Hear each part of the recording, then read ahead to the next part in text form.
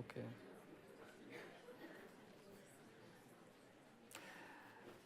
Okay. I know that some of the breakout sessions ended up a little bit later than expected, so we will just wait one or 2 minutes more and before we let them have their coffee finally.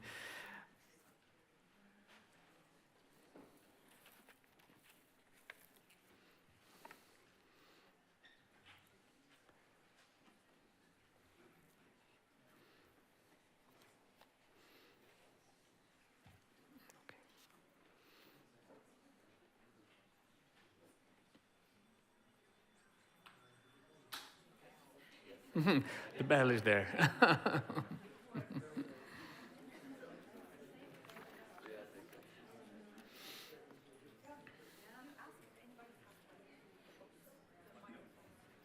Where is it?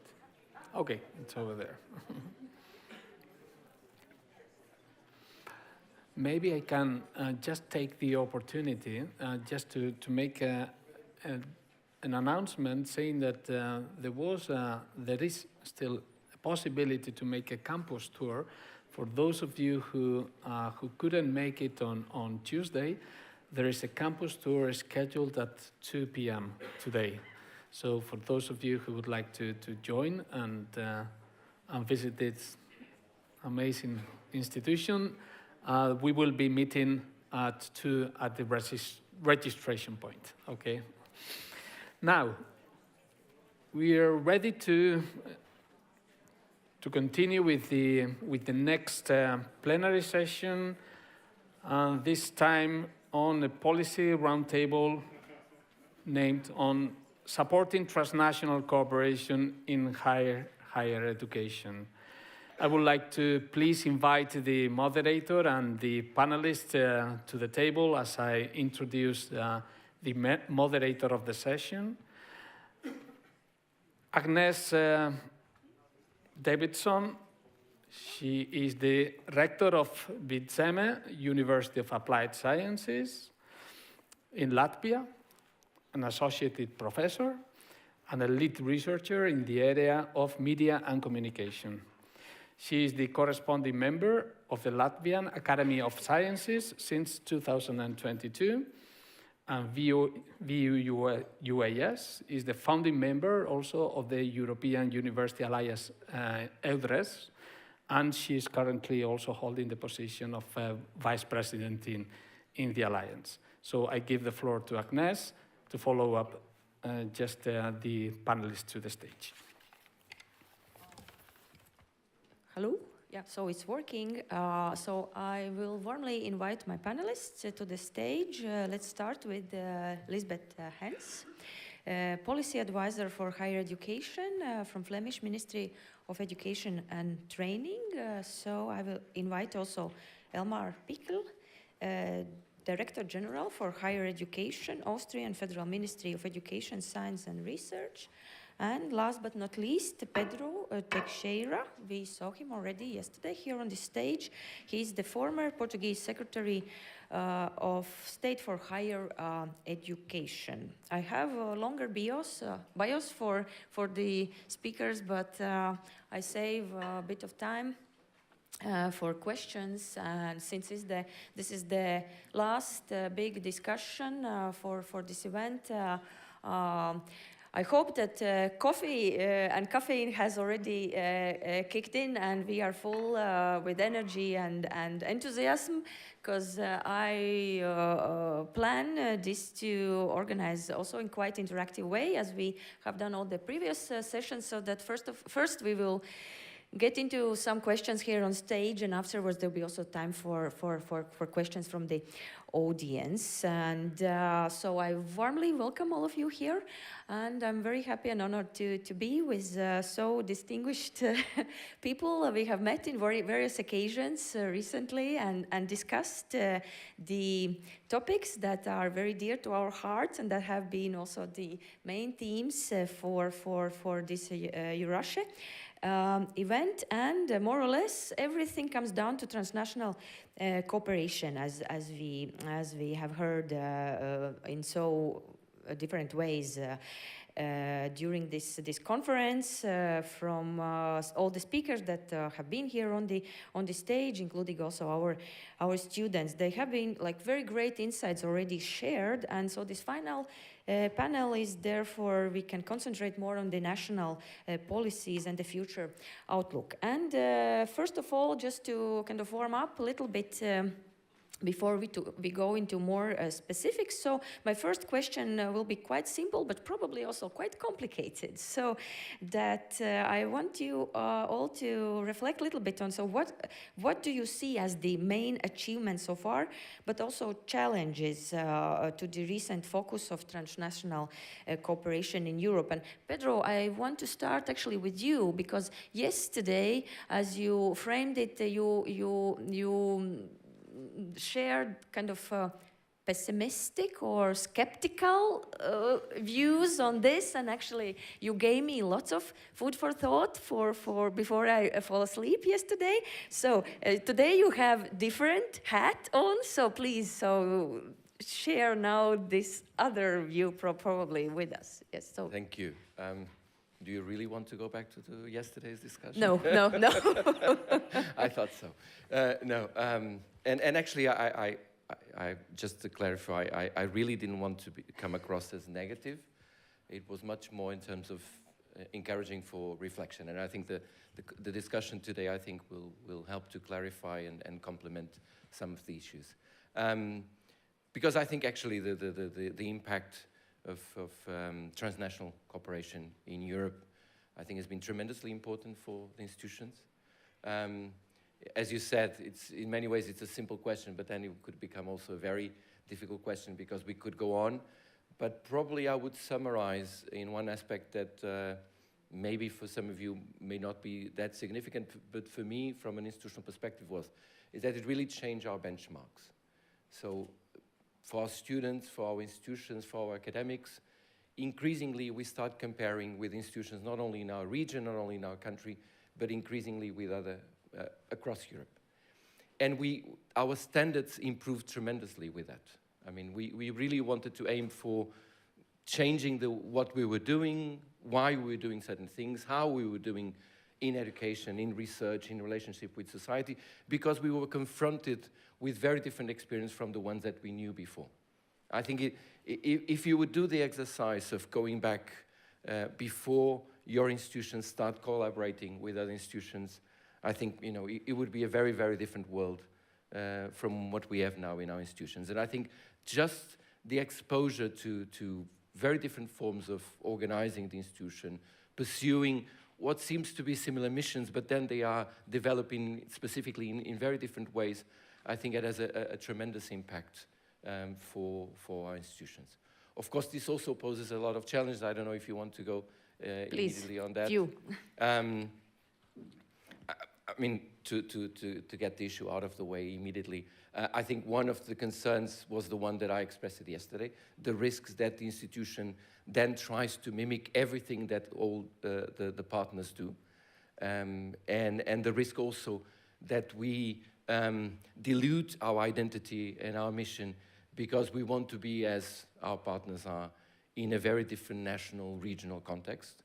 So I think one of the risks is that we dilute our identity because there is a pressure to adjust to a norm that we think this is the right norm.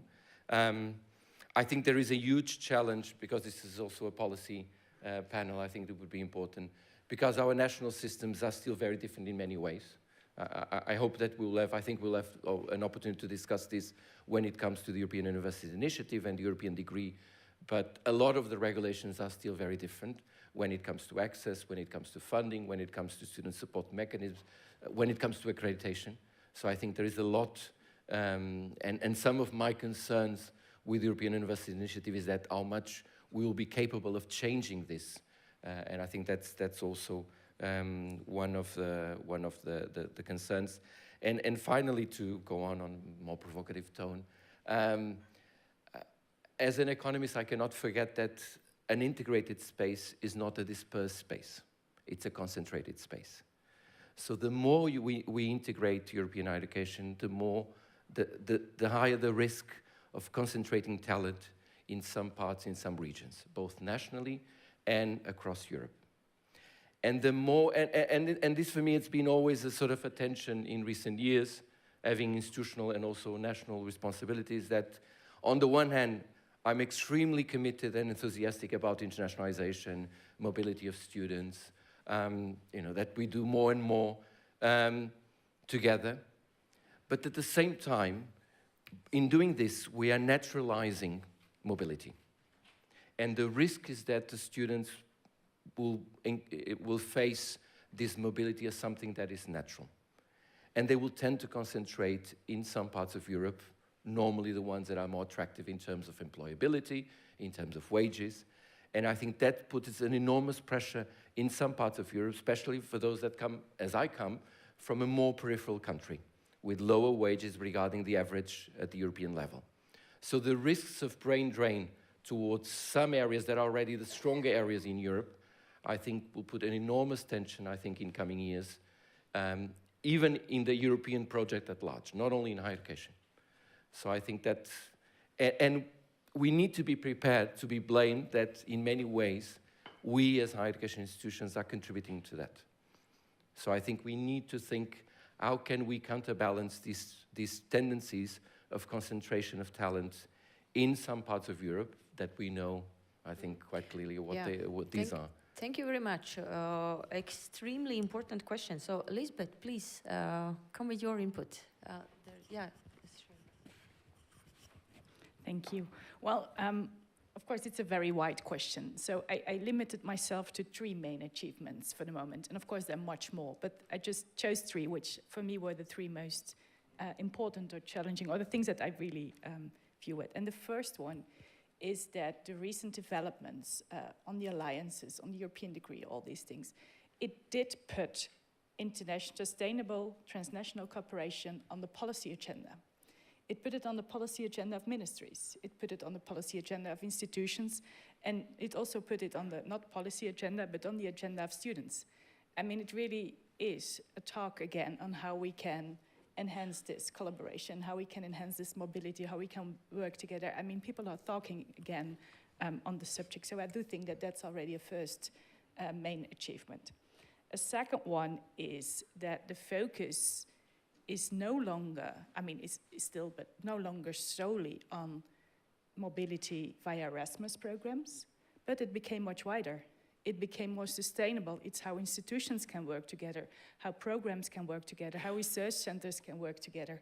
It became much wider than just sending students abroad for a few months and then getting them back. I'm simplifying, I know, but it also enlarged from student mobility to student and staff mobility and collaboration. So that's my second thing I want to say. And the last one in the achievement part is that the way how it's conceived, it actually gives institutions a lot of freedom. And that's, I'm not completely agreeing with what Pedro just said about the dilution of the image and their own personalities. Because I do think that the way how the alliances all worked out now, every alliance has a lot of freedom in what they choose to do. I mean, they can focus on regional aspect, they can focus on certain subjects, they can focus on joint programs, they can focus on micro-credentials, they can focus on research. They really can choose themselves where they put the accent for their collaboration and how they can work further on this. Thank you very much. Thank you for sharing these important points. So, Elmar, please, from the Austrian government side. So. Yeah, thank you very much for having invited me to this discussion and to share my opinion to this very relevant subject. I mean, next week we have the opportunity to meet in Tirana. So the ministerial Bologna process conference happens in Albania, and that brings me to the Bologna architecture and the Bologna elements, which are, I would say, the basic fundament of everything we have reached in the last 20, 25 years. So the architecture, the ECTS system, the European standards in quality assurance and development. So that's the huge, let's say, fundament. You and we are working for further achievements. Then, of course, all the successful instruments of mobility, both in the fields of students, Erasmus+, and of course, teachers and researchers, everything what happens in the context of Horizon Europe. But I think the most important development of the last years, and I think the main achievements are to be found in the field of the European university initiatives. What we see there, what there happens, is really amazing. We see universities and higher education institutions creating common governance mechanisms, creating now, interinstitutional campuses already. So that's a quality of international or cross-border or cooperation in the field of academia, which is unique, I would say. And that's why it is important to discuss both challenges and options and opportunities for the European universities as I think the most important field of international cooperation. But of course there are also small coins or smaller instruments. For example, of course, the joint degree programs in general, and of course the idea of European joint degrees, which are definitely necessary in a certain form and way. Because I've heard that it's still a reality, I think, that more than in 50% of joint programs, the European approach doesn't work. So we have to continue our intensive work in the improvement of special and focused instruments. And I think talking about special instruments, it's important to highlight the necessity of quality assurance and the trust of a common European idea of quality in academia, both in the field of cooperation and, of course, especially in the field of cross-border delivering of educational services.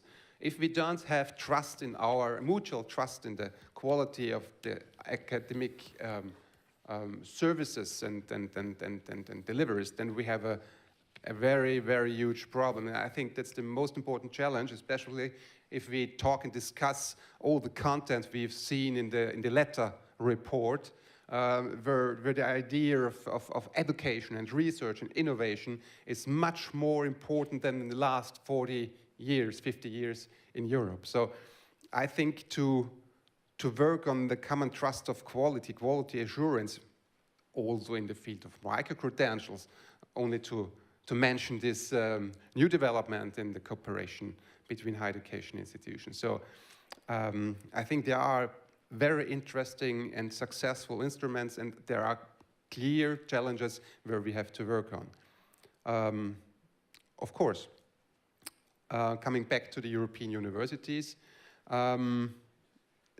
transnational cooperation faces challenges coming out of national systems, legal barriers coming out of national systems, and of course the huge question how to find a sustainable and long-lasting way of funding of European universities and cooperation. So far, a first impression from my side. Thank you very much. I want to go a little bit into more the specifics that are of particular interest of this community that has gathered here. So it's this University of Applied Sciences that most of us, or probably all of us, we are representing. So my next question was about this European University Alliance is probably the combination of words that we have heard like every 10 minutes here in these last 2 days. But from your perspective, so how do you see or what are the achievements and the challenges in these European University Alliances that you have learned and you know about in your countries where these universities of applied sciences are involved? A few words on this. And Elizabeth, I want to start with you, please. Okay, I'll try, because I did find this the most difficult question. And I find it the most difficult question to identify what would be specific the benefit for universities of applied science that would not be a benefit for a university. And I think most of the benefits I see are available for both and are really for all institutions who are a member. But if I then go, and I'm not going to repeat them because you probably know, it's about mobility, it's about collaboration, about sharing, pooling resources. But if I then really had a really deep thought about what could be the benefit specific for University of Applied Science, especially if you have an alliance with only universities of applied science, it's that you can build together on what I called the brand of the University of Applied Science. I mean, it is a sort of community where you really have the practice-oriented higher education programs on all levels, short cycle, bachelor, master, PhD, research, community service. It is really locally embedded. And I think that's one of the strengths of the University of Applied Sciences, and that should get more in the open. So I really think one of the advantages is that it gets more visible.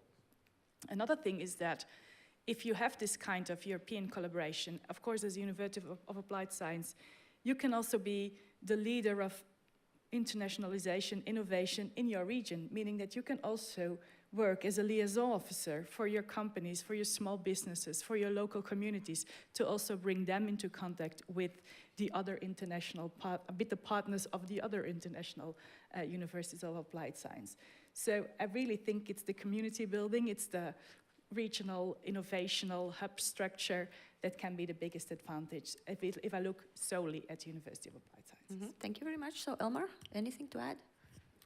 Yeah, I have to say that in the early phase of the idea of European university initiatives coming from Macron, the Austrian reaction was that's a unique opportunity for Austrian universities because we have very specialized branch universities in Austria, and for them it's a unique option to cooperate with other European universities, especially after the Brexit, to create European used research institution with the ambition to be present and seen in the global world. But after the, let's say, implementation of the European universities and the broad participations of universities of applied science, a successful participation in this movement already of European universities, I have to agree that this framework of European university initiatives is a much broader one, and there are so many options for different types of higher education institutions. And coming from this perspective, or taking this perspective, of course, there is a unique option to combine the strengths and the special profile of University of Applied Sciences situated in the region and connected there with small and medium-sized enterprises in society, that this is a unique option to use the strengths, both of the profile of universities of applied sciences and the idea of European alliances, to bring innovation and science and research deeper into society and the European economy. And I think that's the special, as you say, that's the particular benefit of the European university initiatives for universities of applied sciences. Yeah, so happy to hear these thoughts. So Pedro, are you going along with your colleagues or something maybe different? Yeah, I mostly emphasize, I would like to emphasize two things that Lisbeth mentioned, not only now, but in the previous intervention. The fact that the European initiatives encourage institutions to have a focus in terms of this process of cooperation and this partnership. I think that's important, and that goes along the concerns that I was expressing yesterday about, having a much more focused, much more structured approach towards internationalization that also fits the identity and the specificities of your own institution. I think that's one important aspect. Of course, the things that I mentioned yesterday in terms of bringing the third mission into the process of internationalization and using this as a leverage regarding your value and your contribution not only to the region but also to the international network, I think again plays in favor of the University of Applied Sciences in general. I think that would be, I would not repeat what I've said yesterday. I think that the point was already made. But then I probably would add Another aspect that links to something that was mentioned yesterday in the afternoon panel, which are the sort of the misunderstandings about what is applied education. And I would add, quite often the lower public esteem about this type of higher education. So in many of our countries, these are institutions that are more recent than more traditional universities, that in terms of social and political discourse normally play a smaller role. So to collaborate with institutions that have similar challenges, I think you get the support from those that have the same challenges. And I think that has been, I would say, very important. And the fact that you develop a network that is focusing in sort of deeper, denser relationships, I think can be particularly supportive for institutions that are trying to find their space within their system of higher education as a different space, as a different way of being higher education. And I think that can also be an important contribution of the development and consolidation of the European University Initiative. Yeah, thank you very much. While you were speaking, I reflected on my experience within our alliance, EURASHE, so that's exactly how I feel. So for the next question, let's imagine that this is a safe space and we can talk very openly. My next question is about how do you see the future of European University Alliances, this initiative, and what is needed from European and national policymakers to sustain its momentum? So, Elmar, can we start with you, maybe? Yes, of course. So the European University Initiative is really a unique opportunity, and it's a priority in the Austrian higher education policy, both in the field of universities and universities of applied sciences, and we've reached this year the first time to find a funding tool for universities of applied sciences to get, let's say, funding for this special purpose. It was difficult to create it, but now we have it. That's one of the most important questions to be solved in the future, this sustainable funding system with the combination of fundings coming from the European level and the national level. So that's, I think, the most important point, and we are eager to work together with colleagues from other member states and networks to work on this issue. So the second point is, of course, to identify other problems, other hurdles, other restrictions. And as I said, that it's really a huge problem that the European approach is not yet working in this way as it could. I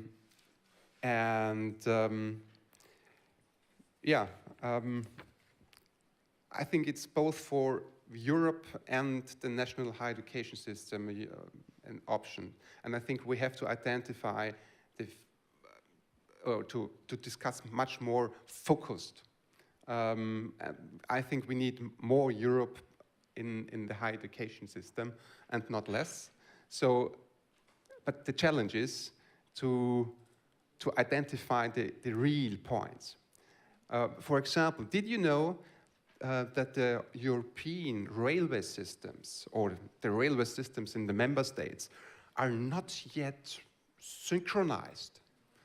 You know, not the technical standards, and also not the educational standards for people working in the railway systems. And if we talk about reducing, for example, CO2 and all the climate targets, it's definitely a core issue. How can we harmonize much more the European railway systems in order to reach many, many targets? And I think it's an analogon in the higher education system. We have to identify the real targets where we have to work on in order to create a more harmonized and better aligned situation.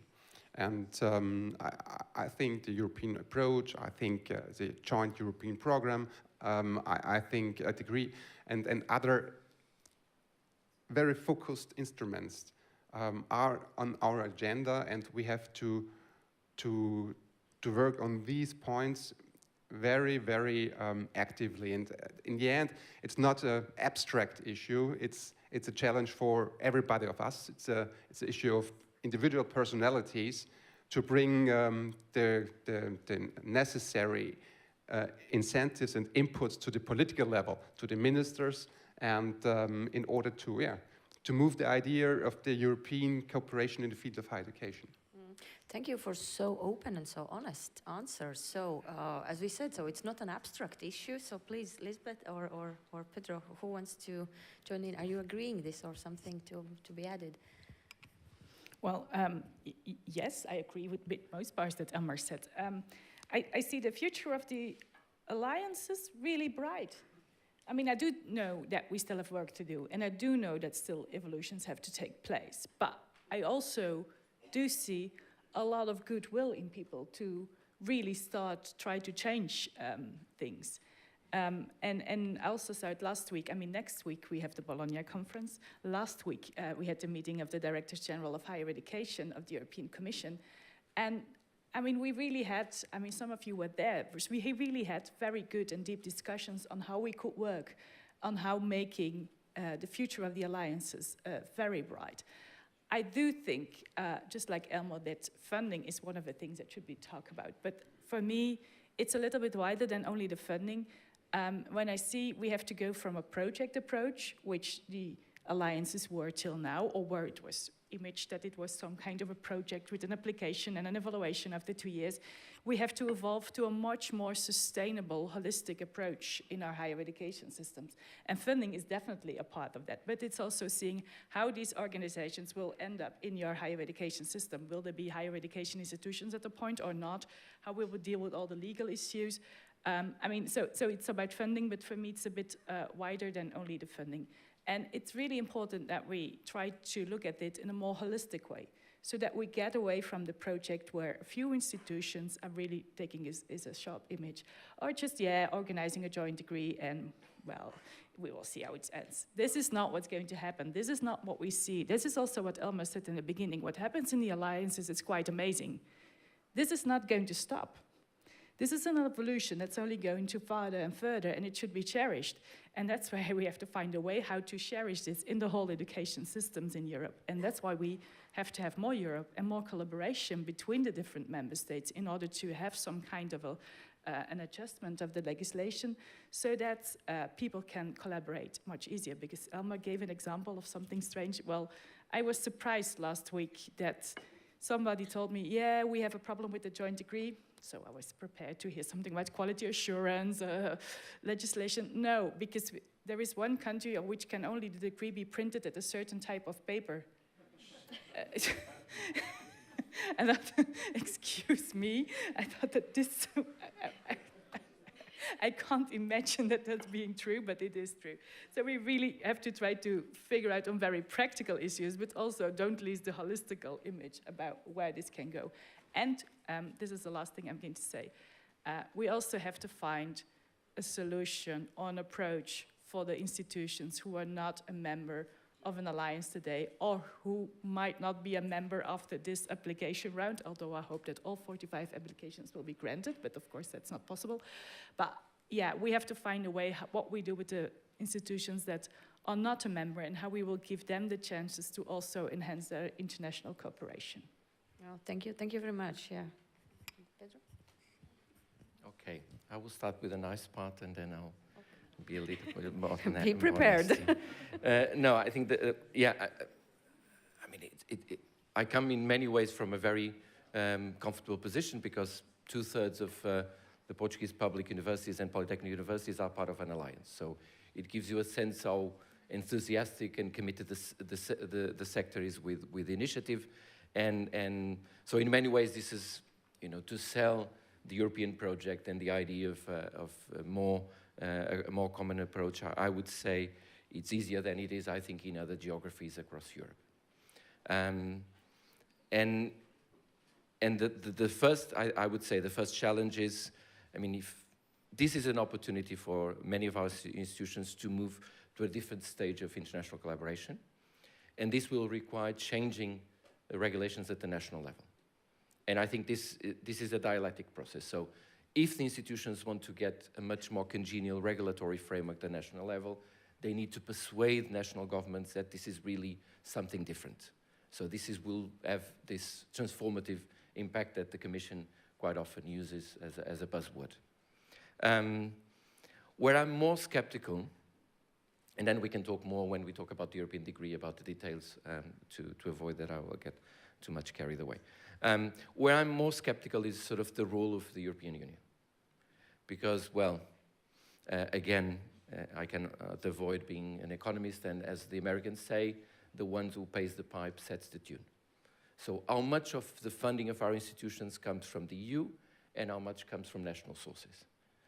And the balance for many of our institutions is clear towards national sources. So if it's the national budget that is paying, why should we impose rules that are not congenial to our national standards? And how do we negotiate this? And particularly because another concern that I have with this initiative is that the EU, particularly the Commission, has this, I would say, not very commendable habit of launching initiatives that are funded for X number of years, and then it's up for the institutions or for the specific countries or national authorities to find resources to keep funding this. I mean, let's think, for instance, about the Erasmus master programs. How many of these programs were funded more than one cycle of funding? And in many ways, this had a tremendous opportunity for many institutions to do joint, both education and research collaboration.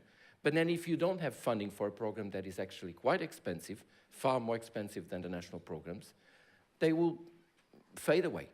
So, when you talk to many leaders of institutions, they are concerned about this. So they got the funding for the first cycle. Some of them from the first round got already funding for the second cycle, but they don't know what will happen afterwards.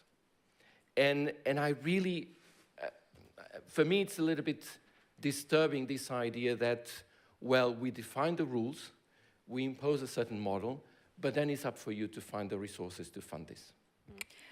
Yeah, so nice that you already mentioned that our last and next and final question will be on these European degrees. So, and I want you to maybe then reflect now on, was all the worries that you just expressed related also to this new initiative in some way, or was it more like general concerns? Okay. Yeah. Start. Okay.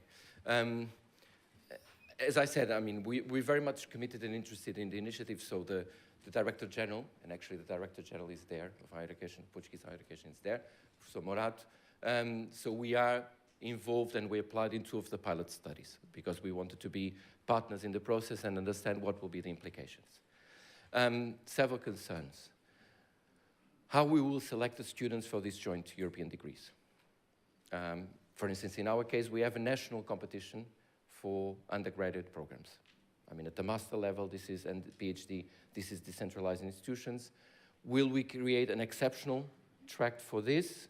How much will this be a joint selection process with all the institutions that are part of the degree, or we delegate and there are quotas for each of the specific countries? How do we fund this? Countries like mine have tuition fees, low tuition fees, but they have tuition fees. Other countries don't have tuition fees. Which rule does apply? And if we define this by the lower denominator, which means no tuition fees, where the money will come from to support this? How does it work in terms of student support mechanisms? Each of our countries have different rules. In some of them, you emphasize merits. In others, you emphasize needs. What will be the standards that will be applied? How portable are student support mechanisms across Europe, which is an old problem that we have never solved. Accreditation. We know that we have the European standards and guidelines, blah, blah, blah. I reviewed 8 European different agencies. Each of them is different. Each of them has different procedures. In some cases, you review all institutions. In some cases, you exempt some institutions. In some cases, you emphasize institutional accreditation. In others, you emphasize program accreditation. So, you know, which rules will apply? And that would be an area where you would expect things would be easier because you have a common standards and guidelines. And yet, after all these years, we know that there are specific issues, and I mean, even basic things like the calendar of submissions and accreditation is different for each country. How do we deal with this? So if you have institutional responsibilities and you have to deal with this, you know what I'm talking about. The nightmare that is that you find a common schedule that allows the program to start at the same time in each of the participating countries. Such a basic thing. Okay. So, you know, we could go on. The other thing that I would just add, and I will shut up, I promise, and that goes back to the remark that Elmar made about the Bologna process. As much as we talk, and I think, as I said, I think it has become obvious that it's very important, the formal and the regulatory dimensions. The risk is that we do the same that we've done with the Bologna process, that we focus so much in the formal aspects, in the structural aspects, and much less in the content. And for me, a European degree, if it's supposed to live up to the idea of being a European degree, means a very different approach regarding curriculum and regarding pedagogical approach.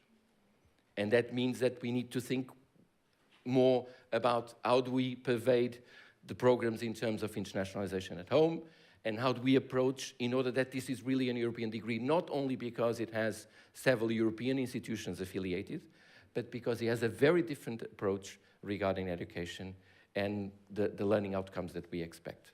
And this is much more difficult to achieve than the formal aspects, despite all the issues that I've raised. Thank you. Now I see so much work ahead of us to figure this out. Yeah, I see that John is already waving, so that I need to give a few moments also for questions from the audience. But I want just to, with a kind of couple of sentences, because Lisbeth also has been thinking about this hard and long, so about what is the last question, and Elmar the same. So please, can you come with your input, and then we have time also for a couple of interventions from the audience. Yes. There's much to say, but I would like to highlight one aspect. We have with the ECTS the small coins for the academic currency in Europe, and I think that there is the time right for, let's say, the huge money for the academic currency, and I think that the joint European degree could be such an instrument. But, and that's why I'm open for it. But I think the people in Europe, both in academia and the normal people, need to know the better value of the European instruments. And I think that's also important for the European joint degree. We have to elaborate on this added value, and of course we need time. And it's important that we don't start a legal discussion, a European law discussion, how to combine national powers with the European, but it's not the issue, I think. So it should be a voluntary instrument for the member states in the higher education institutions, and I think it's important that the right of awarding of the joint European degree remain at the higher education institutions. So Lisbeth, please, 30 seconds. I will try to be extremely short, because I can also talk half a day only about the possibility of a European degree. But I do think that it's important that the debate is going on. And whether we will end up with a European degree, yes or no, for me, at this point, it's not important, because the debate is on transnational education. The debate is on how we can make joint degrees better and easier to organize. And whether it will have the title of a European degree or a bi-diploma or a co-diploma or whatever, for me, that's a second order discussion. It's really on how we can make it easier for institutions to have international cooperation, to have joint programs, to have joint degrees. That's my first interest in the discussion. And which kind of label we put on it afterwards, for me, that's the second order of the discussion. Oh, thank you very much. So I saw some hands already. Yeah, and you have the microphone, please. Yes, hello. I'm Andrian Lazarov from University of Agribusiness and Rural Development from Bulgaria.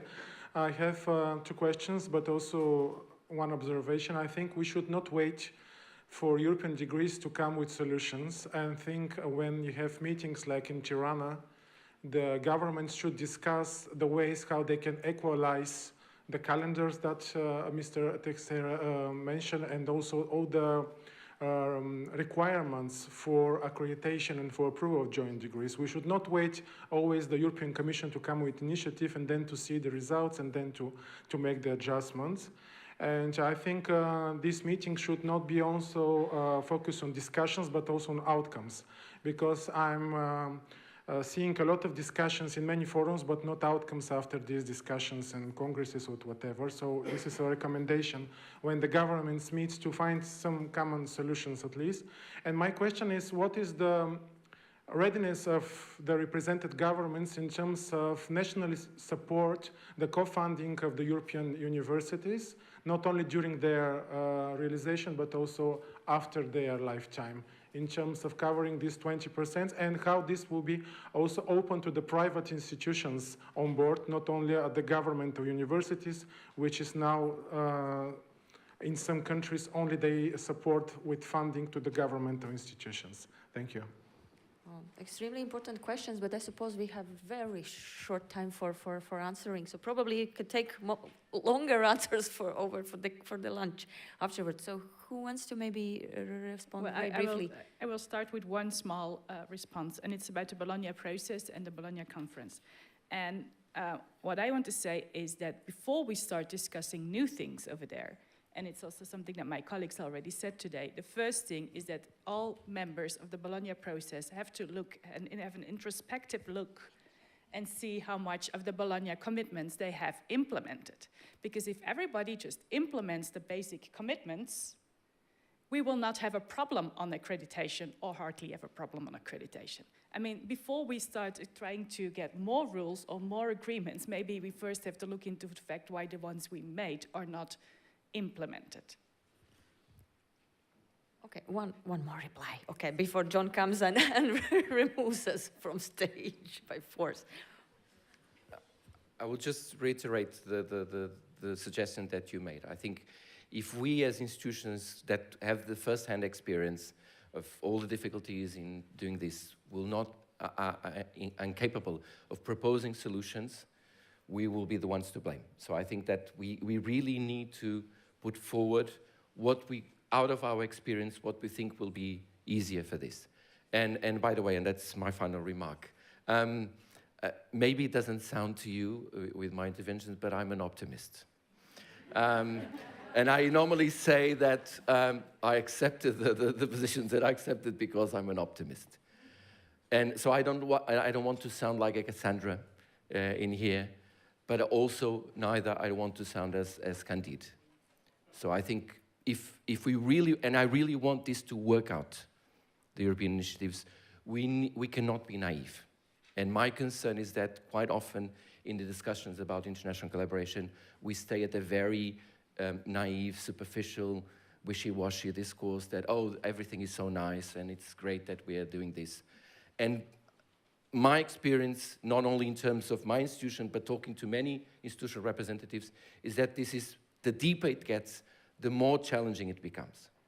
And I'm not seeing, both from the institutional side and from the policy side, that we are adjusting to these growing challenges. And I think that if we want this to work out, we need to be much more demanding and much more critical about what we're doing. And that has been my aim in sort of less optimist tone that for people that know me, normally I tend to adopt in Portugal.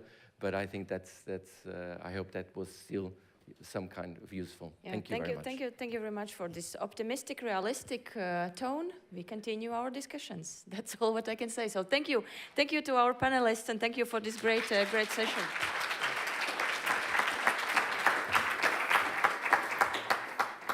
Thank you, Agnes. Thank you, panelists, for this very open and sincere discussion that we have had.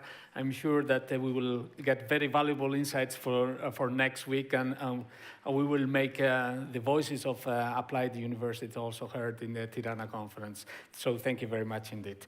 So following up with the agenda, we will now conclude, before we make the stage to the final conclusions, may I just invite Nijole Sinkovicine, Vice Rector of Research and Partnerships of Vilnius University of Applied Sciences and Vice President of EURASHE, to make the announcement of this very special moment, the PhD, the Professional Higher Education Star Awards. So Nijole, please, the floor is yours.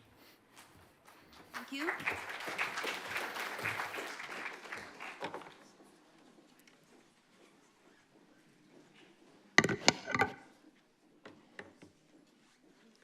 Thank you, Jan, for introducing myself. So I will be as short as possible because we are a little bit behind the time. As you see, these 3 beautiful prizes, the ceremony of handing out the Professional Higher Educational Star Award will soon begin. But I have to give you the context because it's the 3rd year that these awards are announced. I have been myself the winner in one category, so I know how important it is to receive the awards from the EURASHE presidents. So I would kindly invite Hannes Rapacida, EURASHE president, on the stage because you will get the prizes from his hands. As I said, this is the 3rd year that we have announced this competition. And a call for contribution was announced in December to select the best projects and initiatives. We received 43 contributions. Out of them, 8 was selected to be presented during the conference. And today, we have 3 winners in 3 categories. The winners were selected by the program committee composed of 6 members, and they were representatives of some Pölten academic staff and also from EURASHE member organizations. So 3 prizes are going to be handed out, 1 for each category: applied research and innovations, upskilling, reskilling and future skills, and local and regional impact. So the moment is now to find out who the winners are. Category Applied Research and Innovations. The winners are Lisa Timonen, Jana Tolki, Marian Kovacic, Andrian Lazarov, Marcela Cherenkova, and Mariana Ivanova.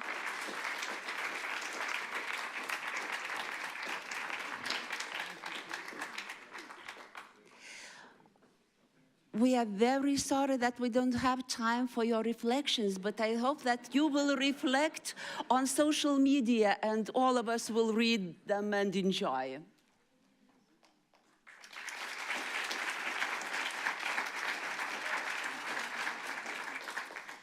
Yeah, many of you have attended this session. How does joint research and innovation strategies serve the aims of the European research agenda and foster local and regional impact? Thank you very much. Next category. Upskilling, reskilling, and future skills. The winners are Stefan Corporal and Maria Hendricks.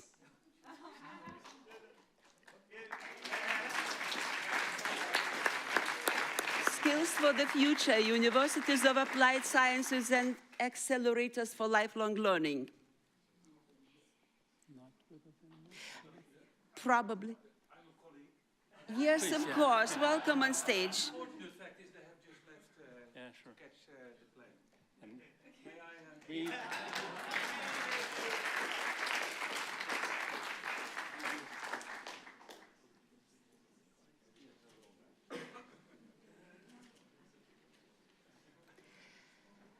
I'm very sorry, the winners of the first category, I think you got the wrong award.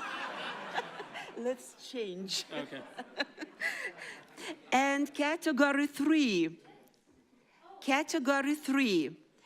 regional, local and regional impact.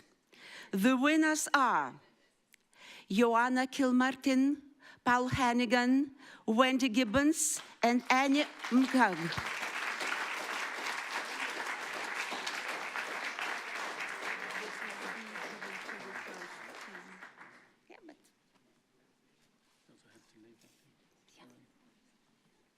Let's give a good round of applause.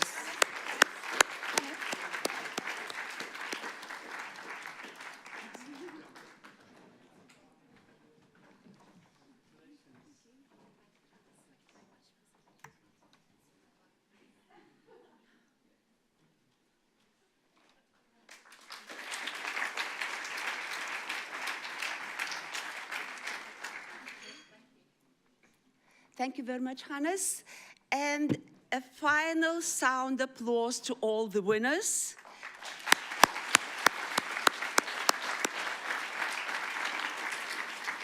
And I wish all of you to be even more collaborative in the future and present more contributions and become the winners. Thank you. Thank you, Nijole. Thank you, Hannes, for these prizes, and congratulations to the winners and all the participants in this conference here.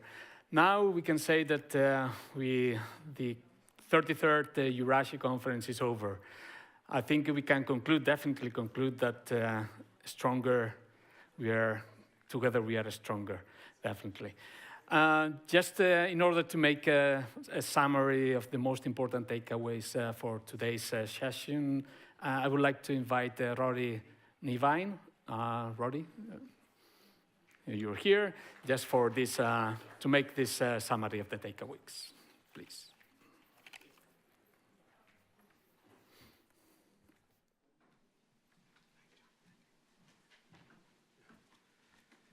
Good afternoon, everybody. Great to see you all. And I'm going to tell you straight away, I certainly am not going to fill those extra 15 minutes that the awards were shortened by. I'm going to keep this to be very short and very brief. I'm just going to explain who I am. First of all, my name is Rory Nevin. I work for the Irish Higher Education Authority as a special advisor in the area of skills and internationalisation. They're my two areas of specialism, but I've also worked in system performance as well. Prior to moving to the dark side, so before I became a member of the Ministry for Higher Education in Ireland, I worked for some 30 years in the Irish higher education system and specifically with the Institutes of Technology. So I have a very good understanding of that system. And indeed I was a president on 2 occasions, delighted to be a president on 2 occasions, very honoured to be a president on 2 occasions of 2 Institutes of Technology.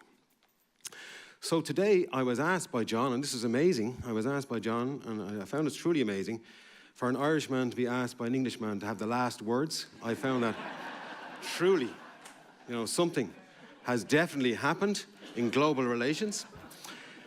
But I'm going to have the last word, John, if that's okay. But I think you'll be able to come up after me, so that's okay. So, what do I want to talk about? I want to talk about transnational collaboration, and effectively to maybe compile all the views we've heard today, and maybe to give a little idea of the future, where to go with this transnational collaboration. But at the start, I do want to point out, I think we had some really, really good speakers here, okay? Some fantastic speakers who made some wonderful contributions and who operated across the full spectrum of glass half full to glass half empty and back again. And that's a good thing. It's important to have that and to have those type of reflections. But transnational collaboration, I could talk to you about this for ages. All right, because my own experience, obviously I've worked in internationalization with the Higher Education Authority, but I've also have the good fortune to be the CEO of RunEU, so I have a double job. So I've enjoyed working in the development of a European University Alliance. And what I can tell you about transnational collaboration, I'll tell you what it has to be. It has to be mutually beneficial to all those involved. That's the absolute key thing. Transnational cooperation is not about taking hundreds of students from Ireland, because we have a good demographic ratio at the moment, and moving them into Austria, where the demographics are going the wrong way. That's not what transnational cooperation is about. Transnational cooperation is about mutual beneficial activities occurring between 2 countries, their higher education institutions, for the benefit of the institutes themselves, their overall systems, and in particular their stakeholders. And most importantly, internal stakeholders, the students. That's the most important. Because we want to enhance the learner experience. That's what it's about. It's about giving them an opportunity to see outside of their own world and to learn from others within an international environment. And the secret and the success of the European Union, to be fair, has been allowing us to get together through mobility on numerous occasions, either at conferences or through Erasmus activities or through joint programs or whatever it might be. And it has helped us get a better understanding of each other and improved our experience in life. So that's point number 1. Point number 2, it's obviously going to help teaching and learning practice. It helps us improve ourselves in the academic community and indeed in the administrative a management community of higher education institutions. That's an important aspect. But thirdly, and I think we heard this morning, particularly in relation to the RDI capacity, it's about creating impact. An impact in terms of our ability to work together on current and future challenges that face us, whether it's digital, green, social inclusion, whatever it might be. It's about us being able to be impactful, meet future challenges, and deliver societal transformation. It's all about societal transformation at the end of the day. So, the other comment, there is a place for every type of university in Europe to engage in transnational cooperation. And I think it has to be particularly pointed out that any applied university, and I do like the word applied university, any applied university, no matter what its origins or its roots, are core to the success of transnational collaboration in Europe. And the reason is, you are close to your regions, you are close to your external stakeholders, to business, to industry, to society, to regional government, and the vast majority of your activities result in measurable impact, whether that's through graduate numbers, direct employment, influence on economic indicators in your regions, which you have direct impact. The other comment I'm going to say to you is I'm going to talk to you about European universities, because that was the other great debate. And there is no doubt to my mind, European universities have been absolutely fundamental to improving the transnational collaboration activities in Europe. And the best way I can put it is, I call European universities, I call them Erasmus on steroids. That's what they are. It's Erasmus on steroids, okay? Gone are the days, and I remember putting together the original Erasmus applications for the European Union for LIT, and it's many days of yore, and you'd spend nights on the floor trying to get the single sheets, the MOUs and the partner agreements from the different institutions for the one mobility that might happen between one student who might go from your organisation to somewhere else, and you had to count all of those. No, that day is gone. A European University Alliance is much more. It's facilitating whole institution collaboration. So you're collaborating across multiple levels, all mission areas: education, research, innovation, and service to society. It's facilitating effectively our ability to improve not just our internal capacity in education, research, innovation, service society, but collective capacity and collective experience. And that's the true secret here. And to be fair to the Commission, and to be fair to the colleagues who are behind these ideas, a fantastic idea. It's wonderful. And I'll just give you my own experience of this from a Run-EU perspective. It's been in operation since 2020, but the Alliance formed back in 2019. Effectively now we have established clear governance and management structures which involve our students to operate and maintain that alliance. We have established 4 joint operational entities: one, a European Programmes Academy to develop our joint learning activities; secondly, a European research area, which my colleague Liam discussed with you earlier on, which drives the research and innovation activities of the Alliance collectively. We have a European Centre for Engagement with Society, which is focusing on societal engagement activities in areas like inclusion, diversity, promotion of science, entrepreneurship, skills development. And we also have a European Mobility Innovation Centre, which is driving our overarching mobility activities across the Alliance. That has allowed us to develop, in the first cycle, some 80 joint programmes, facilitate 4,000 mobilities across 8 institutions, deliver an additional, as Liam told you, €12 million on top in additional investment, and we have future targets to go beyond that, with our ultimate aim to create a European zone for interregional development, which effectively will bring together the collective strengths of our 9 universities in ensuring we can meet the collective challenges that face us going forward. And that's what is the power of European universities. Now, I suppose the question here is, where do we go forward, okay? What is the view of European universities? And we did hear some very good commentary from our colleagues in other ministries, and I would accept all the views that were made there. But they are essential to our future. They're essential to our future because why? And these are the messages that we got over the last 2 days. They're important to ensure the quality, competitiveness, and I would say unity of the European higher education system. I think that word unity is very important. As we engage and go forward now with European Union elections, we have to remember the formation of the Union, why it was formed, its reason for forming. It was about economic unity, but it was also about peace and prosperity, and I stress the word peace and unity, okay? And to keep that in the back of our minds. The other comment is, these European university alliances have created transnational mobility opportunities and transnational cooperation in Europe, but they could become a fantastic vehicle and platform for us to create transnational collaboration globally. And I think this is important to stress. And I know already European university alliances are looking at how they can engage international partners from the Americas or from Africa or indeed from Asia and so on. And I know Ireland is actively doing that. I can speak now from the HEA perspective. We're actively looking at ways of how we can actually piggyback what I would call the good work of our HEIs who are operating in European university alliances, and how we can expand our connectivity as Ireland Inc. through European university alliances to countries such as Canada or India or indeed New Zealand or wherever, okay? So that's an important point to remember. Finally, the word is the future. What is the future for transnational collaboration in Europe? So what are the key things we have to do? Well, to me, the future really lies in the European universities. That's being perfectly honest with you. I do completely accept the points made by good colleague Pedro around how do you ensure their financial viability, and maybe I'll come on to that in a second. But I think it's essential that we ensure the alliances remain, and I think it's also essential that we do not create a two-tier system. We have to look at a way of ensuring that those who want to participate in the alliance have the opportunity to participate in the alliance. Because at the moment, we have the potential to create a two-tier system with some in and some out. And I'm not so sure that's the right way to go. So we need to consider that.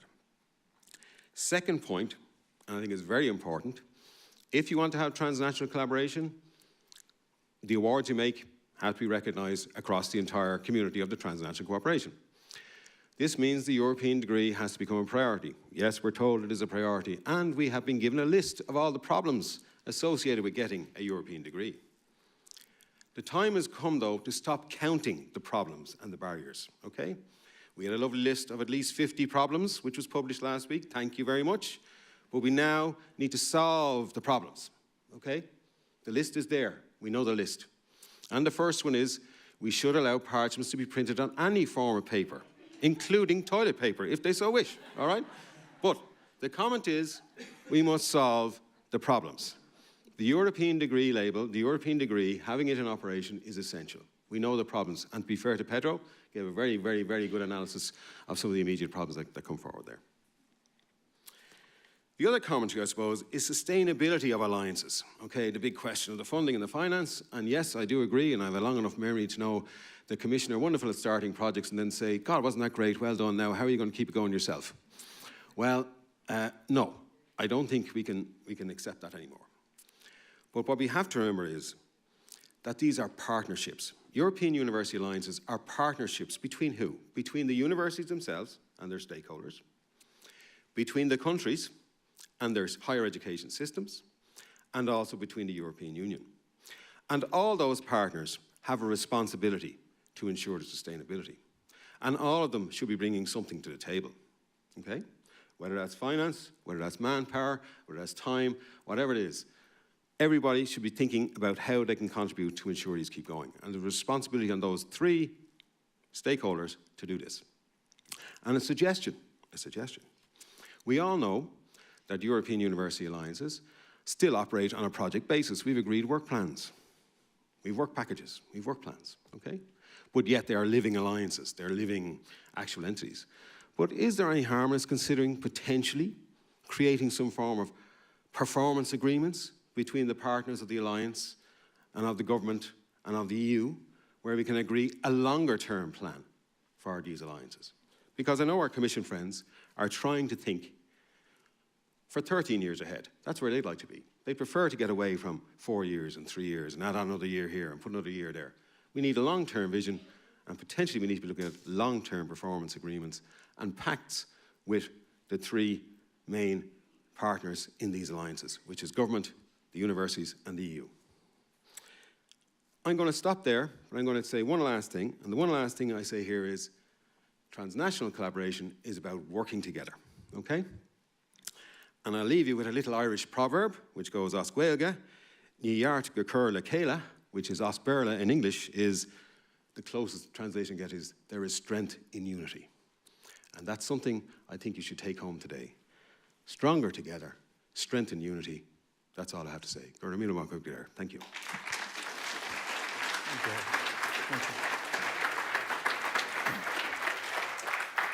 Thank you, Rory, for your inspiring words. And now, just to close the conference, I would like to invite to the stage the Secretary General of EURASHE, John Edwards.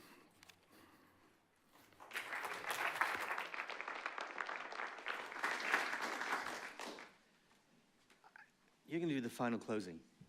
No? But I would just like to say, Rory, that I left the bar after you last night. Okay, it was only 1 minute afterwards, but it was after you. But no, you're a great guy. I mean, you even let me use your anglicised version of your Irish name, which I couldn't pronounce if I tried. Before we announce next year's conference, I would just like to say thank you so much to the team who organised this, which is Mathilde, Miranda, Jakob, Dominic. Obviously, without them, these things don't happen. You only see the 2 or 3 days that we're here, but there's months of work goes into organising a conference like this. So thank you very much.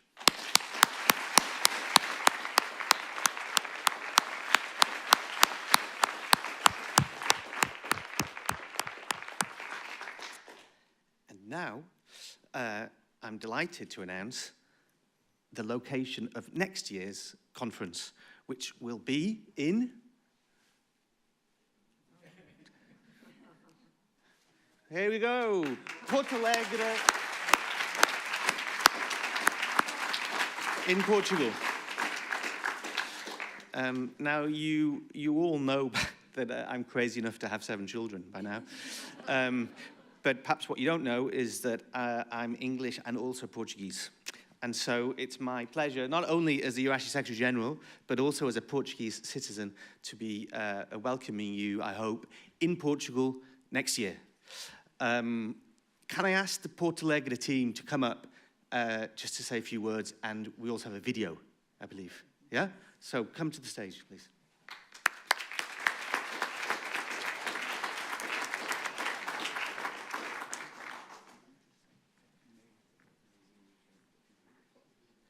Yes, okay. So we can have the video first, please. Yeah.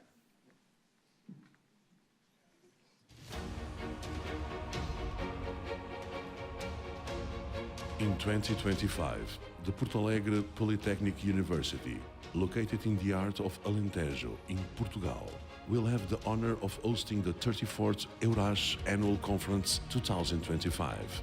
Porto Alegre, known by its rich historical, cultural and natural heritage, ranging from imposing monuments to impressive landscapes between mountains and plains, this city offers a unique experience to its visitors. Offering a great learning environment, the Porto Alegre Polytechnic University is one of the most prestigious higher education institutions in the region.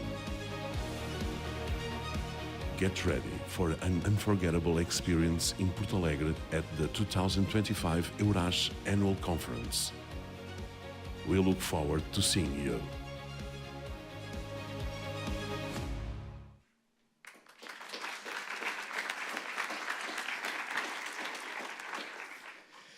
So, good afternoon, everyone. I hope this teaser was appealing enough in order to make you all come to Porto Alegre during next year. The 34th EURASHE Annual Conference will be a great opportunity to merge past and present annual conferences themes in the future conference. We hope to show that working together, the University of Applied Sciences have the necessary skills to be the motors and the catalytic forces of regional development that will be next year themes for 34th EURASHE Conference. So, in the name of all the team of Porto Alegre Polytechnic University, I hope to see you all in Porto Alegre next year. So thank you for the confidence. Thank you. Only to say that it is a pleasure to receive the EURASHE community in Portugal next year. 10 years after the EURASHE conference was held in Lisbon, long times ago when I was the president of the Polytechnics Council. The EURASHE conference is returning to Portugal, in this time in the city of Porto Alegre. So we are very glad, of course, and we look forward to seeing you. Thank you.